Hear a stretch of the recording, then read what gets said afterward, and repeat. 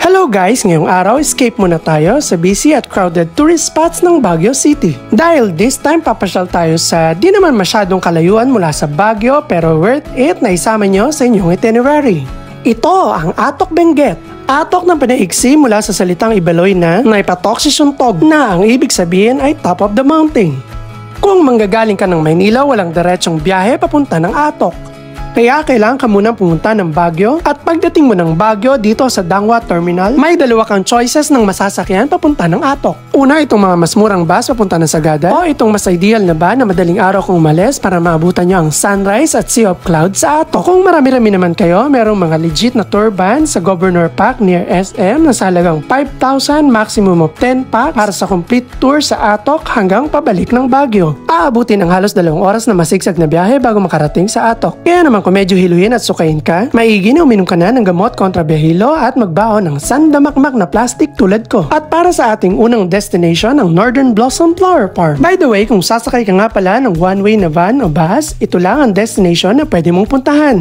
Explain ko mamaya kung bakit. Okay, balik muna tayo sa Flower Farm. Yan ang view na dapat mong abutan dito sa Atok, ang magandang sunrise at sea of clouds. Pero kailangan ka muna mag-register at magbayad ng 250 pesos para sa entrance fee. Noong unang beses na punta ko rito ay ito lang ang kailangan mong bayaran, pero ngayon kailangan ka na rin magbayad ng 50 pesos na environmental fee. Merong konting kwento about the history of the farm and ilang instructions before kayo papasukin. At eto na, explore na natin ang Northern Blossom Flower Farm. Sa bungad pa lang ay talagang mapapawaw ka na sa ganda ng flower farm na ito. Yan, ang ganda. Unahin na natin itong taniman ng marigold. Take note ha, picture-picture lang at no picking of flowers. Sa totoo lang, itong part ng farm na to ang pinaka-favorite ko. Taniman ng iba-ibang kulay na Malaysian moms. Samahan mo pa ng background ng sunrise, sea of clouds at mountain. Wow, talagang perfect Instagrammable view. Diskartehan mo na nga lang ang angulo kasi against the light siya. Ito pa ang isang maganda. Ang lakas maka-telenovela ng dating kung peg mo maglakad sa gitna ng mga sunflower na ito. Tiis-tiis nga lang dahil medyo makati ang mga dahon niya. Balikan ko nga pala yung kwento ko about one-way na van at bus. Yes, yung pamasahe mo ay hanggang dito nga lang. So, kung gusto mong puntahan yung iba pang tourist spots ng Atok, kailangan kang kumuha ng iba pang service na marami namang available dito tulad ng FX para ipasyal kayo. So, yan ang disadvantage kung solo traveler ka o konti lang kayo. Yan, picture-picture. Hindi mo akalain na ganito pala kalaki at kaganda yung repolyong kinakain natin. Ito, maganda rin. Maliit na tunnel ng halaman. Yun nga lang, medyo konti lang ang mga bulaklak. Ito medyo hindi ako sure. Angel's breath ba ang tawag dito? Wala kasing pangalan eh. Pwede mo yakap-yakapin. Siguraduhin mo nga lang na wala kang allergy sa bulaklak at walang bubuyog na umahaligid. Yellow, orange, pula nitong Peruvian lilies ang nakapagpaganda sa gilid ng bundok. Ito yatang may pinakamaraming species ng halaman na itinanim dito sa farm. May bakod nga lang yung mga halaman kaya hindi ka makakalakad sa gitna. Yan o, ang ganda, diba? Very colorful. Medyo malambot kasi siya kaya madaling mabali yung mga stems at hindi ka pwedeng maglakad sa gitna nila. Kaya yan, may mga walkway lang. Ito, wala rin pangalan, hindi ko alam kung anong name nito. Pero yan no, parang lumabas ka lang sa isang masukal na secret garden. Smile lang for the sake of video pero sa totoo lang, nangangati na ako.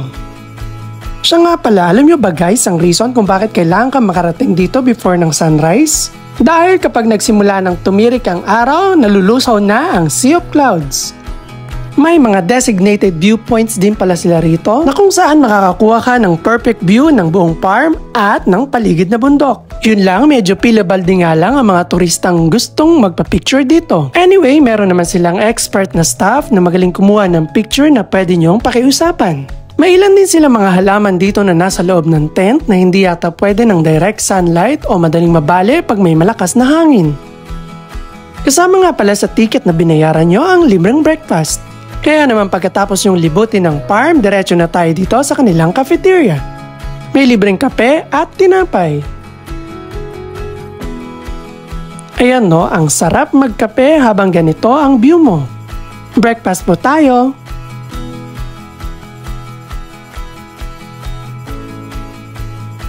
Meron din pala silang souvenir shop dito. At At dahil nga ako ay isang certified plant lover, hindi ko na pinalampas na bilihin ang ilan sa mga halaman nila rito. Tulad nito na 250 lang ang bili ko. In fairness ang mura ng presyo ng mga tinitinda nilang halaman dito. At yan ang end ng ating unang destination na Northern Blossom Flower Farm. Kung nasimulan mo na maaga ang ating unang destination, by 8 o'clock pwede mo nang puntahan ang susunod nating stop.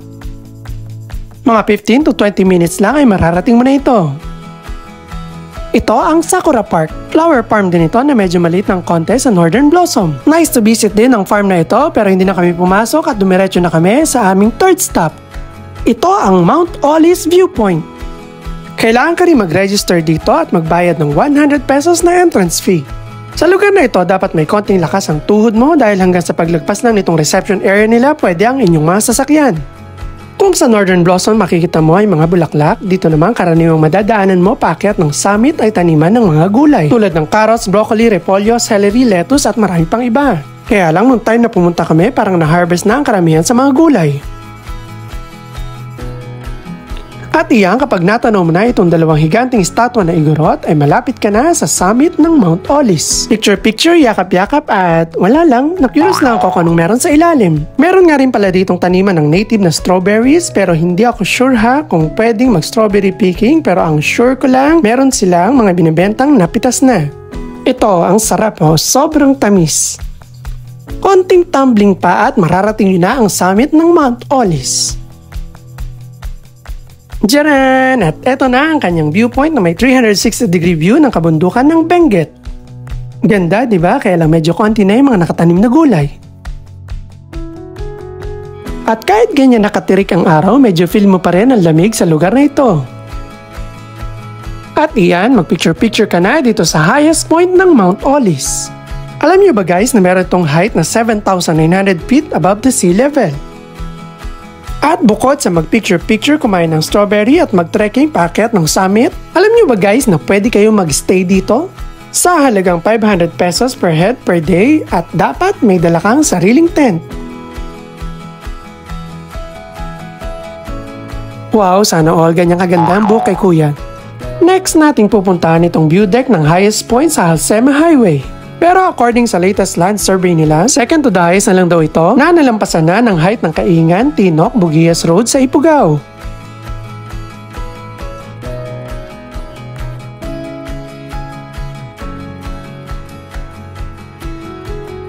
Marami kang makita mga souvenir shop sa paligid nito, maging mga cafe and restaurant. Malapit rin lang dito ang susunod nating pupuntahan, ang Half Tunnel. Alam niyo ba na yung totoong highway dyan ay na-wash out noong bagyong Trining? Kaya naman inuka nila yung malaking bato na yan ng pa-Half Tunnel para maging daanan. Ang kabuuan nitong ating tour sa Atok ay kayang tapusin sa loob lang ng kalahating araw. Kaya naman saglitin nyo na ang Atok sa next time na pagpunta ninyo ng Baguio. Sana po ay nag-enjoy at may natutunan kayo dito sa aming maiksing pagpasyal dito sa Atok. Don't forget to like, share, and subscribe. Thank you for watching!